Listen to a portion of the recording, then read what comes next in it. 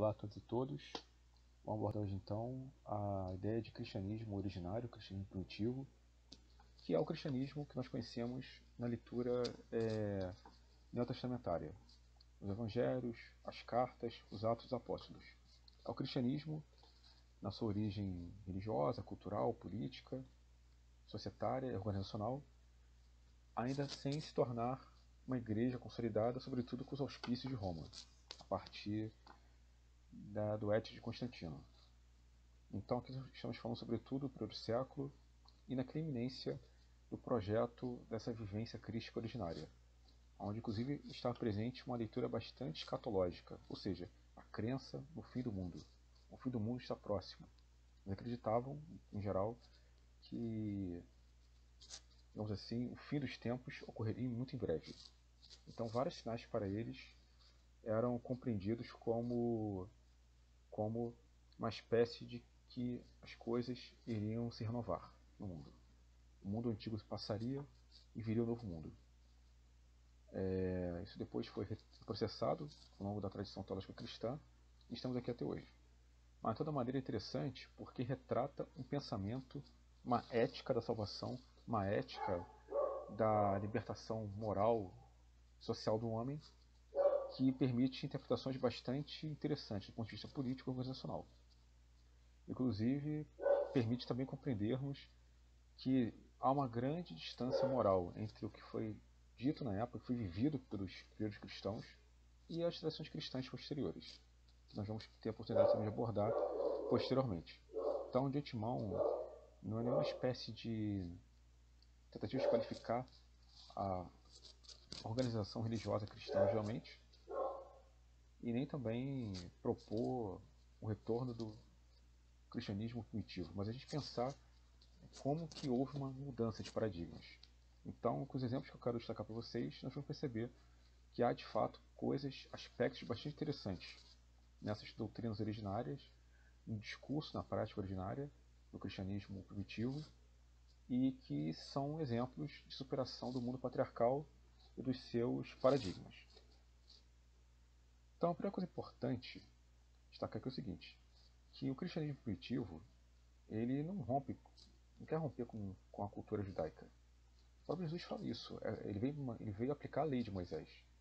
A questão é que a tradição, a cultura judaica da época, sobretudo nos seus estamentos eclesiásticos superiores, os sacerdotes, fariseus, saduceus, estavam afastados, segundo essa mensagem crística original, mensagem evangélica, da verdade, da justiça, da caridade. Ou seja, guias cegos conduzindo outros cegos. Era uma prática considerada moralmente corrompida, porque eles estavam preocupados com os privilégios e não tinham caridade mais, eram hipócritas e também atrelados uns grupos ao poder romano. Ou seja, não estavam mais preocupados em afirmar a dignidade espiritual da aliança com Deus, mas apenas manter privilégios às custas da ignorância dos povos. Ou seja, é uma questão bastante atual, né? A relação de teologia e política. Então a mensagem crítica original é uma mensagem libertadora nesse aspecto. Então vai propor a ruptura com a velha ordem, a ruptura com esse mundo antigo, os valores patriarcais antigos. Um ponto interessante para a gente iniciar é falar sobre a ideia de riqueza. Então nós temos aí vários exemplos neotestamentários dos evangelhos, os Atos dos Apóstolos, as cartas, que colocam o problema da riqueza na vida humana. E de início é o seguinte, eu tenho que falar que a riqueza não é o mal em si. O problema da riqueza é quando ela é utilizada de maneira egoísta, de maneira anticaridosa, injusta. Ou seja, aquele que tem explora o mais pobre. Aquele que tem não ajuda o próximo. Isso é falta de caridade e é falta de justiça. Porque isso é interessante. A caridade dá ao próximo, mas dar auxílio ao próximo também é um ato de justiça. Também é um ato exigido pela lei divina. Tá? Esse é um ponto bastante importante. Eu vou citar aqui de início Mateus 19, 24, uma passagem onde Jesus coloca para um homem, um jovem rico, que diz cumprir piamente a lei mosaica. Que ele quer seguir Jesus e tudo mais. Então ele quer essa nova fé, essa nova verdade. Ele quer essa verdade libertadora. Se queres ser perfeito, vai, vende teus bens, dá o dinheiro aos pobres, e terás um tesouro no céu. Depois vem e segue-me. Ao ouvir essa palavra, o jovem afastou-se pesaroso, pois era dono de muitas riquezas. Ou seja, ele quer seguir Jesus, mas não quer fazer o ato libertacional, digamos assim, fundamental, que é se libertar de tudo. Ele quer manter o padrão dele patriarcal, o padrão dele econômico. Ou seja, ele quer seguir a verdade, mas ao mesmo tempo quer ainda ter o pé no mundo material. Quando essa ética cristã original, ela é uma ruptura global, total, com todas as tradições. Então, ou seja, não adianta querer manter um pouco de riqueza, cuidar dos negócios, nada disso. Ou é tudo ou nada. Então não há terceiro excluído. Ou segue ou não segue. É mais fácil, Jesus diz, né? É mais fácil o camelo passar por buraco de uma agulha do que o rico entrar no reino de Deus. Esse camelo, inclusive, gente, não é um animal camelo. Camelo, a gente traduz, né? Em português, camelon. É uma corda grossa. É mais fácil uma corda grossa passar por buraco de uma agulha, que é algo antinatural, do que um rico entrar no reino de Deus. Mas até que fosse o camelo também, um animal. Claro, ou seja, é um absurdo. É mais fácil acontecer uma situação absurda do que um rico entrar no reino de Deus. Isso é um ponto capital. Ponto capital que deve nortear toda a tradição cristã, até o tempo de hoje. Ou seja, mas por que o rico tem uma grande dificuldade de entrar no reino de Deus? Ele pode entrar, mas por que é tão difícil? Pelas preocupações mundanas, econômicas, familiares, políticas, ideológicas, sociais, né, pelo status quo. Como é que alguém vai se dedicar a Deus plenamente, ou seja, se libertar da vida material, ir para o deserto, viajar pelo mundo para divulgar a mensagem evangélica, se a pessoa tem preocupações de cunho material? Essa é a grande leitura. Por mais que seja uma pessoa frugal, uma pessoa honesta, dedicada, ainda assim ela tem preocupações que não são da ordem nova. Até porque também é o seguinte, se eles acreditam que o mundo vai acabar em breve, qual o sentido de você ter uma vida material bem consolidada? Né? E outra questão, a gente não sabe quando o mundo vai acabar, pode acabar amanhã. A leitura também é essa. A gente não sabe. Pode acabar daqui a 10 anos. O milenarismo, ou seja, inclusive na Idade Média, acreditava que o mundo ia acabar no ano 1000, depois de 2000. Pode acabar amanhã, pode acabar daqui a 10 dias, a gente não sabe. Então, é essa a expectativa cristã original. Para que então preocupações com coisas que são consideradas supérfluas, inúteis, se você tem que buscar o que é mais importante, a riqueza espiritual? E a riqueza espiritual é a verdade, a justiça, a caridade, o amor ao próximo, o perdão, o não julgar. É você ter uma vida descompromissada em relação a todo tipo de normatividade e apego a essas tradições que são mortas, tradições mortas. Então, ou seja, temos de libertar do pecado. O pecado é o que? A falta de amor, a falta de perdão, a falta de caridade. Em nome do egoísmo, tá? Que o pecado nasce do egoísmo, nasce da falta de compromisso com o outro e com a própria lei de Deus. Que você ajuda o próximo, você glorifica a Deus. Né? Essa leitura também é fundamental. Ao ajudar o próximo é um ato piedoso para com Deus. Deus exige que você seja sempre justo, virtuoso, honesto. Né? Não para que você seja uma pessoa, digamos assim, certinha, cidadão de bem, como a gente fala hoje, mas porque é a prédica da salvação.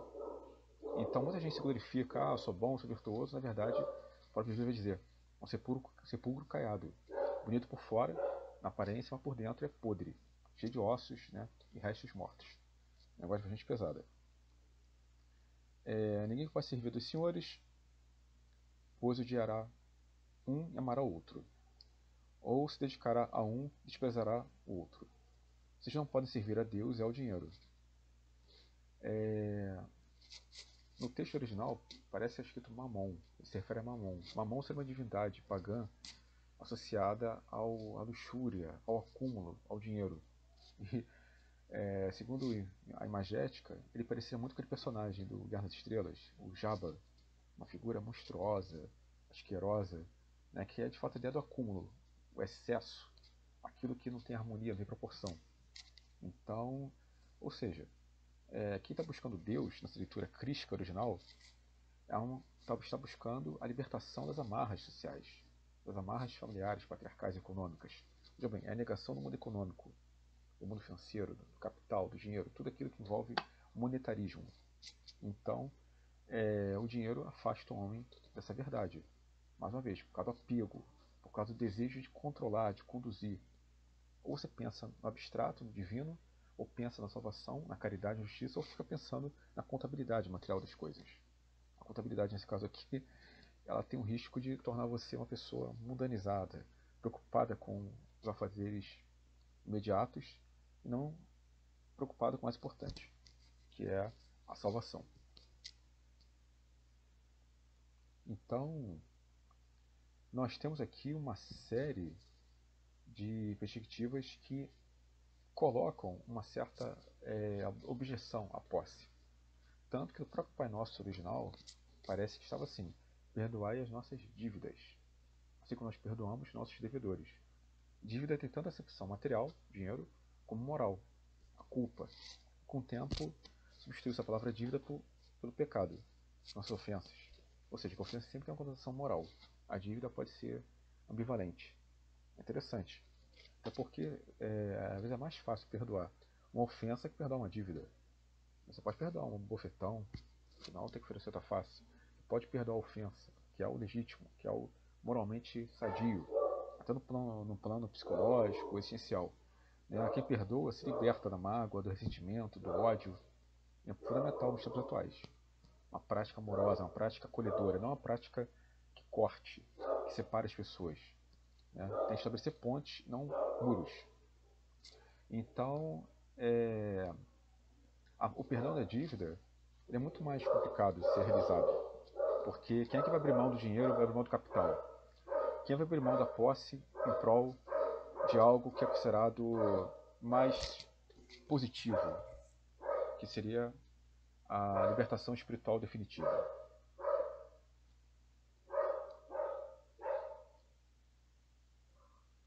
Coloquei aqui vários aspectos. Vamos analisar aqui agora, então, a questão da família. Nós temos um projeto moral, ético, organizacional, teológico, filosófico, de supressão dos laços familiares, pautados no sangue, em prol da família espiritual, que é mais ampla e mais coesa. Então nós temos, por exemplo, uma cena de Lucas 8:21, quando Maria e seus irmãos, que podem ser traduzidos como primo, no original, a gente tem essa confusão teológica em cima disso, mas Maria, com sua família, quer visitar Jesus, ele está numa casa, conversando, falando sobre a mensagem evangélica para os seus acólitos. Então ela bate na porta, um acólito a recebe, ela fala: eu quero falar com Jesus, diga que sua mãe e seus irmãos estão aqui. Essa pessoa fala com Jesus: mestre, sua mãe e seus irmãos querem falar com você. Ele vai dizer: minha mãe e meus irmãos são aqueles que me seguem. O que já é bizarro, porque Maria o tempo todo está próximo de Jesus, Maria acompanha a trajetória de Jesus, do início ao fim. E aqui a gente percebe o seguinte, que no fundo, qual é a ideia? Que não é o sangue que determina o caráter de alguém, o caráter moral, espiritual e o vínculo, mas é o espírito, é a adesão incondicional. Quem quer seguir parentada, família de sangue, está afastada da busca pela redenção. Até porque, vamos lá, quem se acreditava? Que essa pessoa teria que divulgar os evangelhos, percorrer o mundo e não poderia ter apego familiar.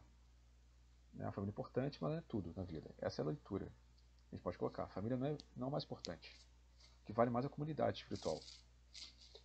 Tem até uma analogia aqui com Buda, muito tempos antes. Buda é um jovem príncipe, rico, belíssimo, casado, com filho. De repente ele tem aquela iluminação de buscar a verdade fora do palácio. Então, a partir daí larga tudo e vai ter a vida nômade, buscando a salvação, buscando o nirvana, buscando a libertação espiritual, até romper com a cadeia do samsara. É parecido. Ou seja, o vínculo familiar, ele prende o homem à terra, ao chão, torna ele sedentário, impede a pessoa de estar sempre em busca da verdade, por causa das convenções, por causa da necessidade de apego e organização material. Então, a luta é sempre essa, entre a fixidez material e a libertação espiritual, a fluidez espiritual. Então é muito importante esse detalhe. Temos também uma cena quando Jesus diz que não veio trazer a paz, mas a espada. Ele veio separar homem e mulher, pai e filho, irmãos, algo assim. E essa questão ela tem que ser analisada de maneira simbólica, alegórica. Ou seja, tem um aspecto cognitivo, moral, que é você romper consigo mesmo, romper com seus vícios morais, digamos assim, ou seus entraves morais, em toda a tradição social, tudo aquilo que constitui você de maneira econômica, política, sua identidade tradicional, em prol de uma identidade espiritual, ou seja, uma renovação espiritual do homem, uma transformação interior, uma metanoia, como também tem um aspecto, sim, antipatriarcal. Ou seja, não é criar rivalidade, discórdia, como a gente pode pensar, mas é você romper com os laços. É você pensar o seguinte: tá bom, você até agora viveu aqui na família, vivendo a tradição sanguínea, geração por geração, patrimonial, patriarcalista. Mas a verdade está fora da casa. A verdade não pode ser idiotizada, ou seja, presa ao espectro privado. Ela tem que ser ampla. A caridade, a justiça, a salvação, ela precisa ser fora do âmbito familiar. É um aspecto. Então, muitas vezes, a pessoa tem medo de prosperar no sentido espiritual, de progredir espiritualmente, moralmente, por medo das tradições, por medo de violar as tradições morais, o laço familiar. Tem que romper. Até na política isso acontece. É claro, a gente quer unidade, quer compreensão, cooperação, fundamental. Mas quando a família ela entrava a pessoa a evoluir, a família é um estorvo. Tem que haver ruptura então. Então é uma leitura radical. Há uma outra cena também que retrata essa visão bastante refratária da ideia de família sanguínea e seus apegos. É quando também um jovem procura Jesus falando que quer segui-lo. E Jesus faz, então venda tudo, dê para os pobres e siga-me. E aí ele vai dizer que, mas eu preciso, esse jovem, mas eu preciso só enterrar meu parente que morreu. Aí Jesus vai dizer, deixai que os mortos enterrem seus mortos. Ou seja, é a negação de toda a piedade tradicional. A piedade é o ato também de você cuidar do morto, né, rezar por ele, fazer o velório, o ritual fúnebre. Isso faz parte da piedade sagrada arcaica. De hoje também, óbvio. Né? Então deixa o corpo lá apodrecer no chão, para os abutres, os ratos e tudo mais, né, comerem o cadáver. Você tem um ritual para isso, um ritual sagrado. Para Jesus, essa leitura é bastante incisiva. Qual a ideia? Não, deixar que os mortos enterrem seus mortos. O primeiro morto aí é quem? O primeiro morto, as pessoas que não estão abertas à nova vida, à revelação, ao evangelho. É a pessoa que tem a vida mundana ainda, essa vida presa às tradições. Então alguém vai fazer esse papel. O que Jesus fala para esse cara é o seguinte: você quer se libertar disso? Então deixe que alguém faça esse papel material. Se preocupe com o aspecto espiritual da vida, o aspecto transcendente, o aspecto libertador. Não se apegue às tradições. Ou seja, a tradição já não tem mais valor para quem agora está nessa fé evangélica. Ou seja, a boa nova, a nova verdade, a revelação sagrada que liberta o homem de todo tipo de tradição, de apego material. Então é um ponto importante. Deixar que os mortos enterrem seus mortos. E nós temos então aí uma conexão bastante importante com a ruptura com o mundo econômico patriarcal. Tanto que temos também no Sermão da Montanha, que inclusive é uma espécie de defesa incondicional dessa vida livre, quando ele vai dizer que a gente tem que estar preocupado com o cuidado do nosso corpo, que a gente vai ter de comer e de beber, porque a vida é muito mais que mantimento, o corpo é muito mais que vestuário. Ele vai dizer aquela frase muito bonita, olhai para as aves do céu, que nem semeiam, nem cegam, nem ajuntam os celeiros. Vosso Pai Celestial as alimenta. Não tendes vós muito mais valor do que elas, do que as aves? Né? É interessante que, quando coloca aqui junto os celeiros, eu estou lembrando aqui de Exildo. Para Exildo, que está inserido nessa lógica patriarcal, ainda que seja bastante alternativa em relação ao modelo heróico, guerreiro, nobre, ele vai dizer: aquele que tem preguiça, aquele que conversa demais, não ajunta o celeiro, não consegue poupar, não consegue colocar comida, né, na despensa. Aqui, a ideia é essa. Não se preocupe com isso. Deus proverá. Essa é a ideia da confiança incondicional absoluta na providência divina. Que é uma ética bastante libertária, uma ética do desapego material, ética da frugalidade. Não poupe, não acumule. Deus proverá.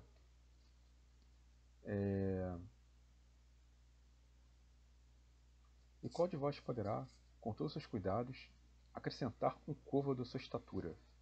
E quanto ao vestuário, por que andais solícitos? Olhai para os lírios do campo, como eles crescem, não trabalham nem fiam. Eu vos digo que nem mesmo Salomão, em toda a sua glória, se vestiu como qualquer deles. Pois se Deus assim veste a erva do campo, que hoje existe, e amanhã é lançada ao forno, não vestirá muito mais a vós, homens de pouca fé? Não andeis, pois, inquietos, dizendo, que comeremos ou que beberemos, ou com que nos vestiremos.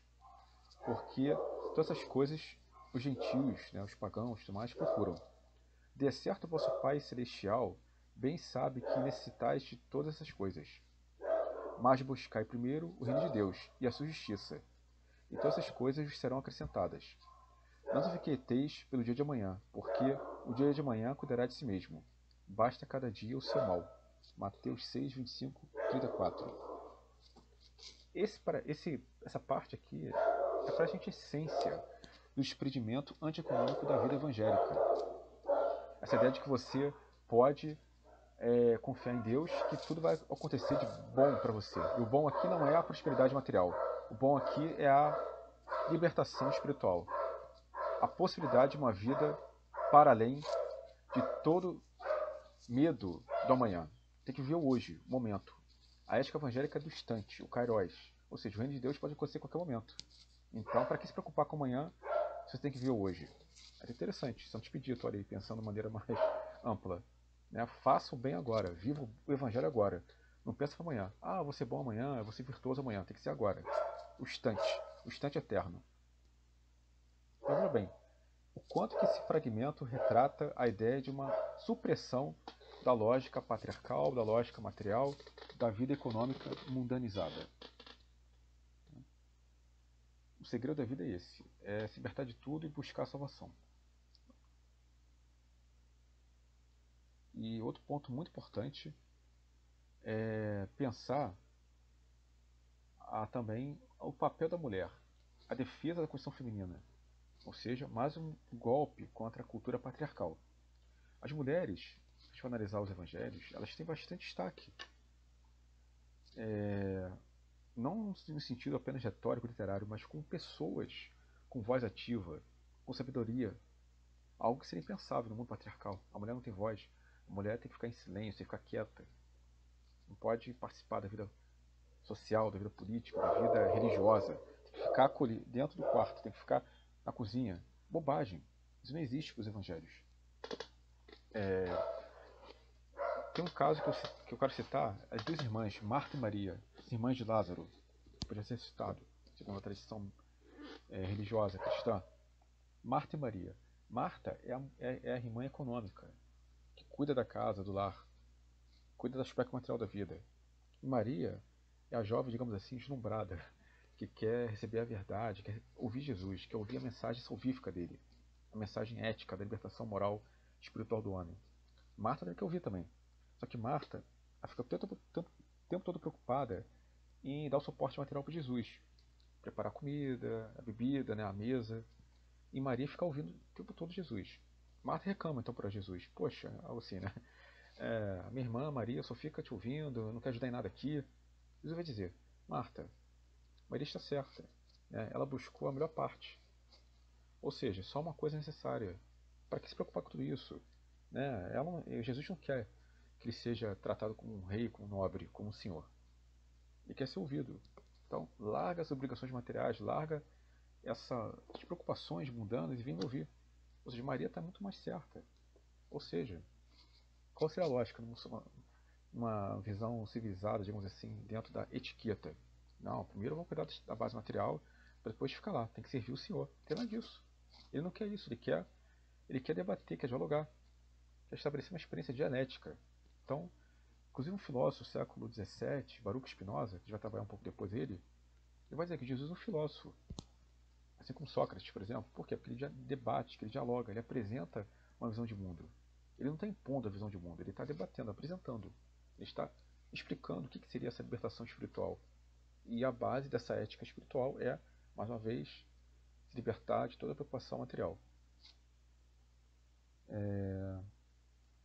Temos vários casos, então, de mulheres com predominância, a, com a sua influência nesse ethos cristão original.